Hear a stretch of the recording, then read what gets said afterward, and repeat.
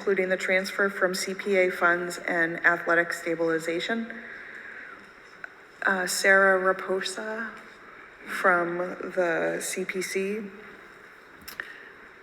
will be sharing the committee's recommendation, and I believe we have a slide with the text. Thank you. Sarah Raposa, 14 Sanford Street. Thank you, Madam Moderator, for allowing the CPC to present our report on the screen. The committee unanimously voted to support the use of CPC funds in the amount of $500,000 with the caveat as noted in the warrant. Thank you. Is there any additional discussion? Please state your name and address. Debbie Rossi, Skyline Drive. I am the current chair for the Parks and Recreation Commission, and I am here to represent the Parks and Recreation Commission. We unanimously support warrant Article 11 and the funding for this Hanlon project. The Parks and Recreation Commission is committed to making sure the playing surface for the track and field is safe, dependable, and in good condition for all who use it.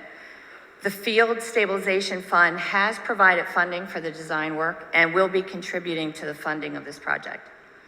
Although the Hanlon Field could last a little longer with maintenance the schedule, the track has been in need of serious repairs for quite some time.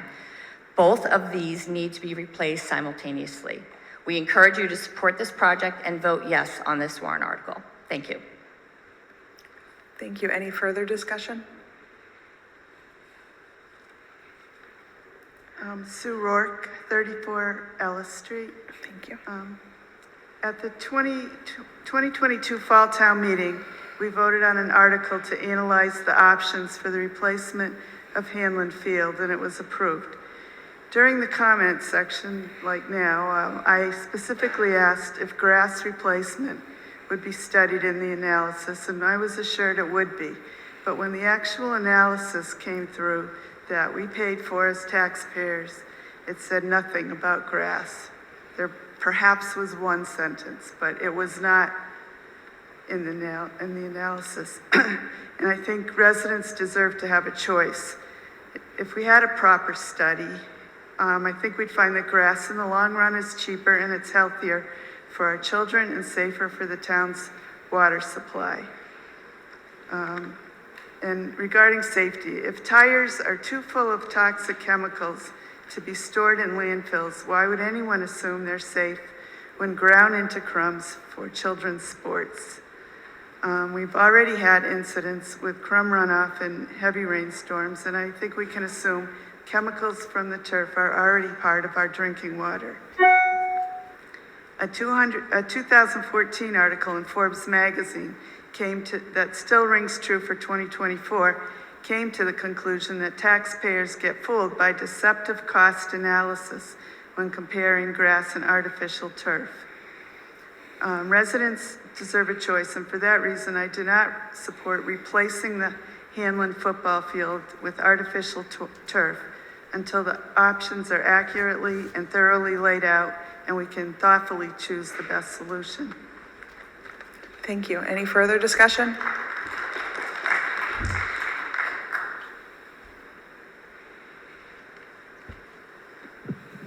Good evening, Tracy Stewart. I actually have some questions before I make my public comment. What is the current balance of the turf stabilization account that was established in 2016 by town meeting vote?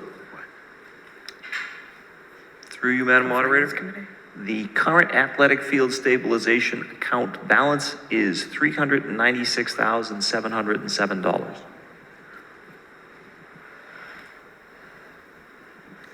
Thank you. I understand that there's 3 accounts considered revolving accounts for each of the fields. Is it true that the Park and Rec Commission last year decided to vote to no longer put any of the funding of rental fees from any of those accounts into the stabilization fund? Through you, Madam Moderator, I don't believe that's accurate. I would defer to the chair, but I don't believe that the commission voted that. The commission voted last year not to put any funds over there after discussing it. We actually, if you'd looked at our older records, we went years without receiving any revenues due to COVID, which a lot of people may have forgotten, which is fine, you can forget about it. But it also meant that we did not receive any fields, but the maintenance costs were still there.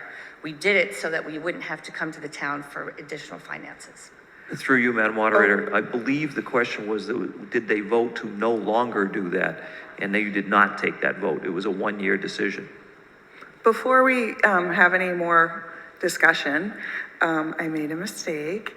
I was so excited to make sure I shared the CPC's slide that I forgot to invite Finance Committee to read the motion. So we're going to pause and hear the motion from the Finance Committee. Thank you. The Finance Committee recommends, and I move, to appropriate $2,487,000 for the purpose of funding the replacement of Hanlon track and field, as well as replacement of light fixtures, fencing, and associated equipment, all as located or to be located at Medway High School, including engineering, design, project management, and site preparation costs, and for the payment of all other costs incidental or related thereto.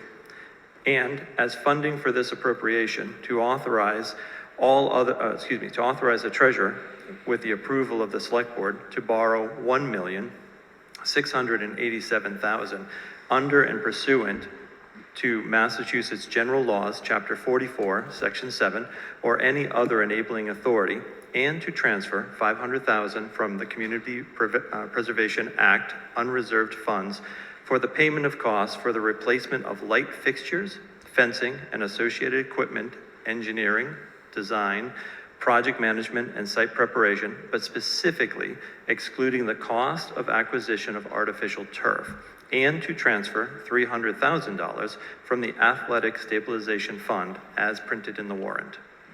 Thank you. Is there any further discussion now that we've heard the motion from Finance Committee? Yes. More questions?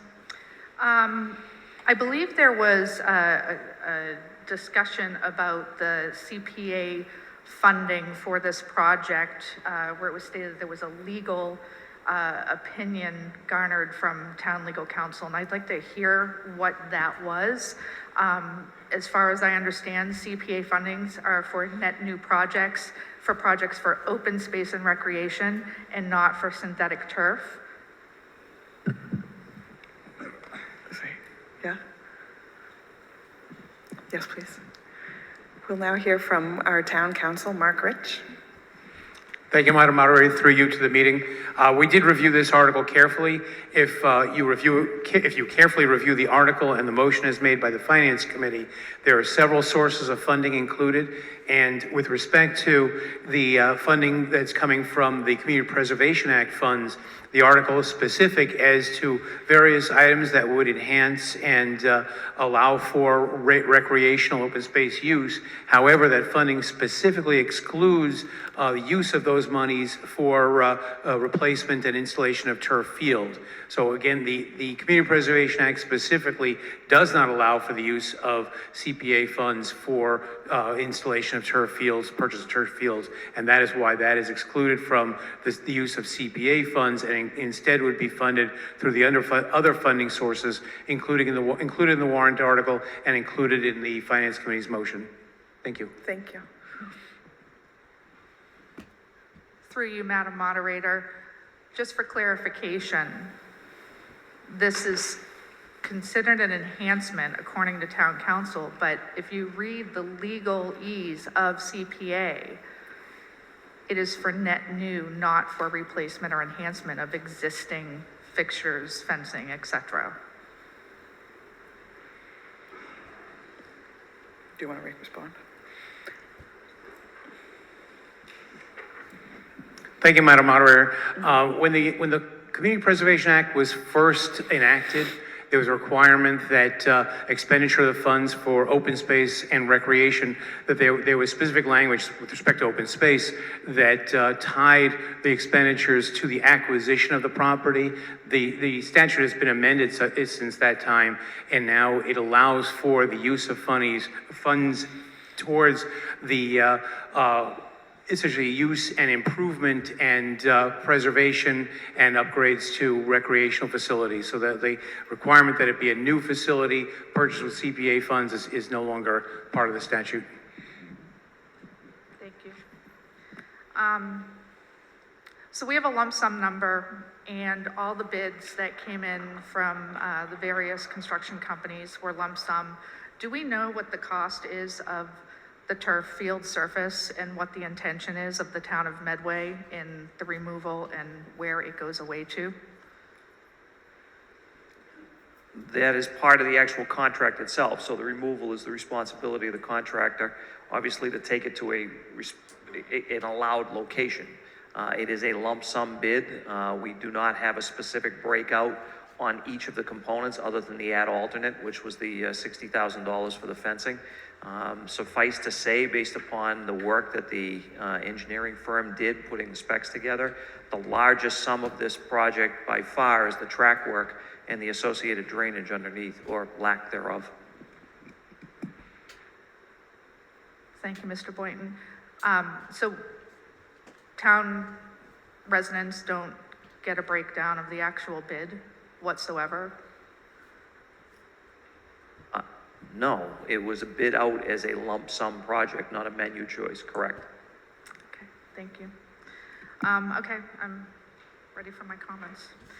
I'm going to open with my position on Article 11, which is yes for the track. I recognize that it desperately needs repair, and no for the synthetic turf.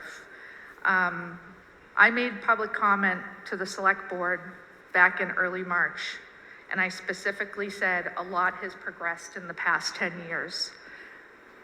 I have remained involved in this issue at the state and national level, and I asked that the Board of Health, the Energy and Sustainability Committee, Conservation, all be brought into the discussion prior to them awarding the intent for the contract to David B. White. In years and even weeks leading up to this town meeting, many cities and towns in Massachusetts have been having the same discussion we are having regarding synthetic turf, or as we have come to call it, plastic grass. In 2019, it was discovered in Franklin that synthetic turf contains PFAS. That science has progressed. In 2021, a study from the University of Washington at Tacoma identified a chemical that is in tires called 6-PPD quinone, and it kills coho salmon in massive runs. Our very own Laura Green, who was here in Medway for the Exelon Public Forum, who defended tire crumb rubber for the industry for over a decade, now says it is extremely toxic to aquatic life, and she does not recommend it. She said that on the Vineyard approximately 3 years ago. In 2022, all 4 boards of health that tie into the Amherst Regional High School voted against synthetic turf based on Article 97 and protecting the environment and the public.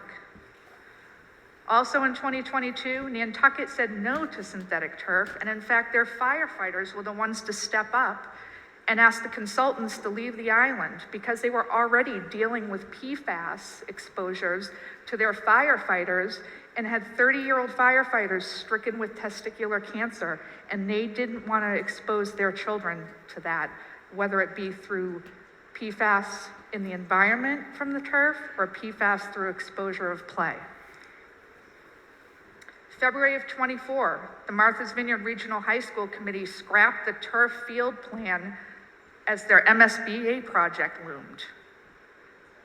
April of 24 on the Vineyard, the Oaks Bluff Board of Health banned the installation of artificial playing surfaces in town, quietly shutting the door on one of the island's most decisive issues. Last week, Sharon, Massachusetts successfully extended their 3-year moratorium on synthetic turf to an additional 5 years specific to PFAS contamination. And Malden, Massachusetts canceled their plastic grass project at Salem Woods School over the cost of $1.6 million.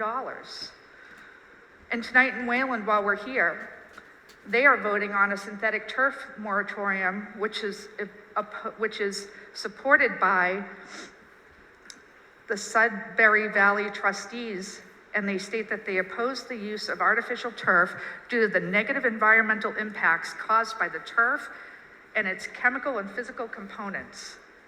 In particular, they support the continued moratorium that was actually enacted 3 years ago. Concord Carlisle continues to have a moratorium on synthetic turf in place. Synthetic turf was categorized by the DEP recently through MS4 guidelines as an impervious surface. We have 4 acres at our high school.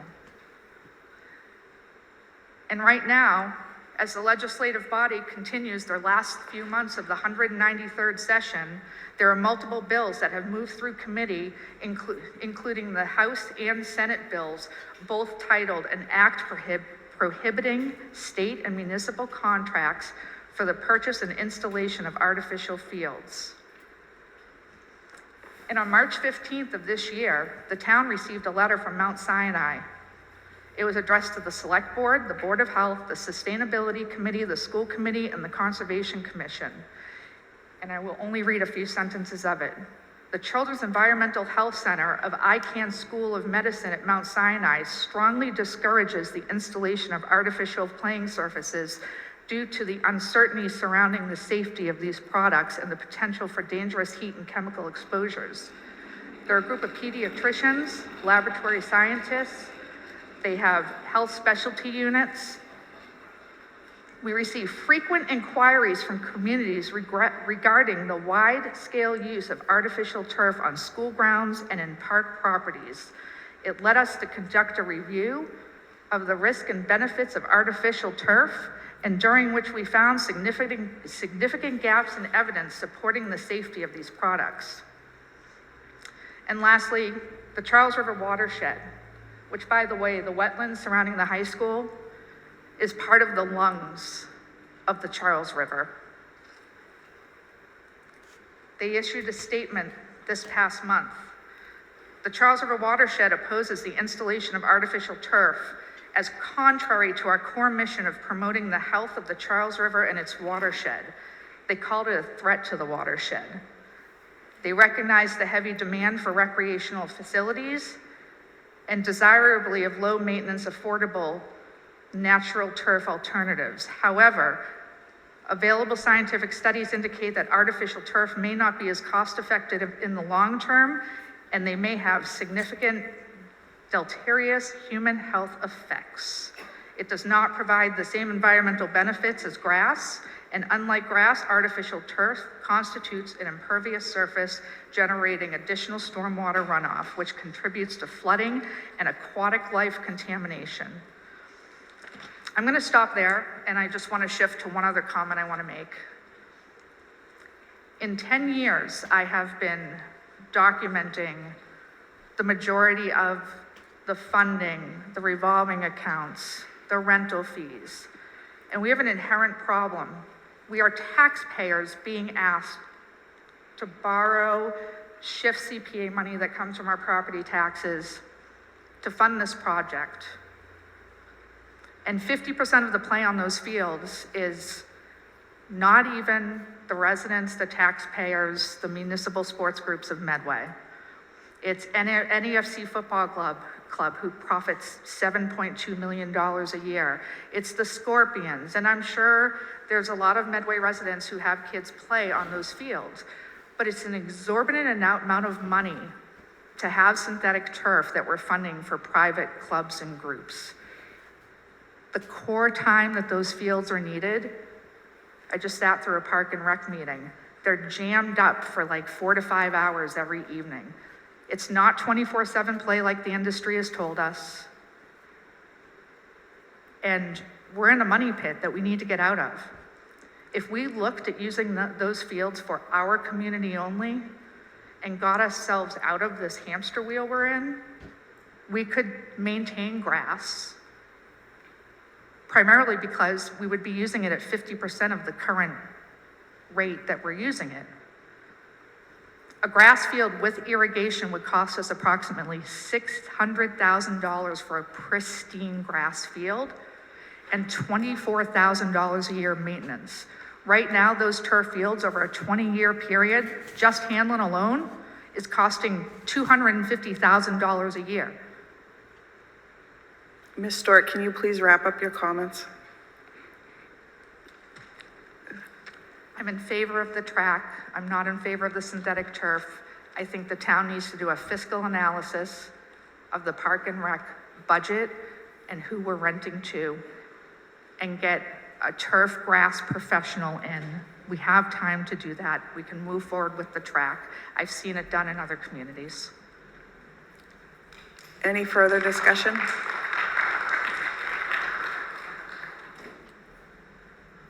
Hello, I'm Andrew Nassif, 6 Florence Circle. Not only am I a Medway resident, I'm also a teacher at Medway High School, and I am the head coach of the boys track and field program at the high school. I would just also like to reiterate what Mrs. Rossi's comments, that the track is in desperate need of repair.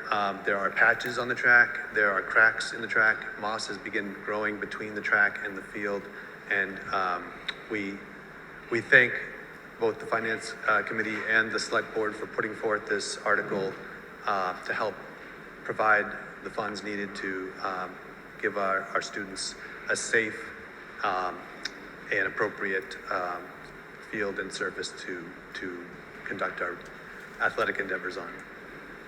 So, thank you very much.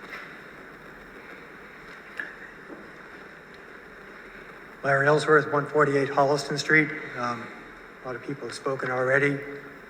I'm not in favor of artificial turf either, but I wish to offer an amendment to the motion that's before us. Specifically, I move that the Finance Committee motion be amended as follows. Reduce the total amount requested to $1.5 million. Delete the phrase "and field." Reduce the amount to be borrowed to $700,000. And delete the phrase "but specifically excluding the cost of acquisition of artificial turf." Thank you.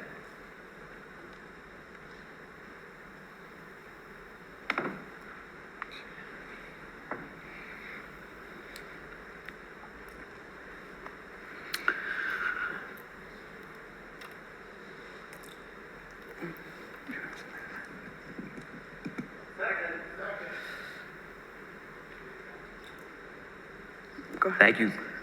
Through you, Madam Moderator. There's been a lot said. And without question, every one of us knew coming in tonight that this was probably the most contentious item for discussion tonight. With respect to the substitute motion, as I mentioned to Larry beforehand, this is not something that we can break out. So we will not be able to simply just do the track. For a number of different reasons. Number one, this was bid out as a lump sum project. All of the items are included in this, in the bid. Now the bid is, let me be clear, the bid is the track and the turf. So one contractor doing both projects. If we do not move forward with that one project, we will have to, if it's not successful tonight, this is a 2/3 vote, so you need a 2/3 majority of the people present tonight to vote. Then we will have to reject the bids.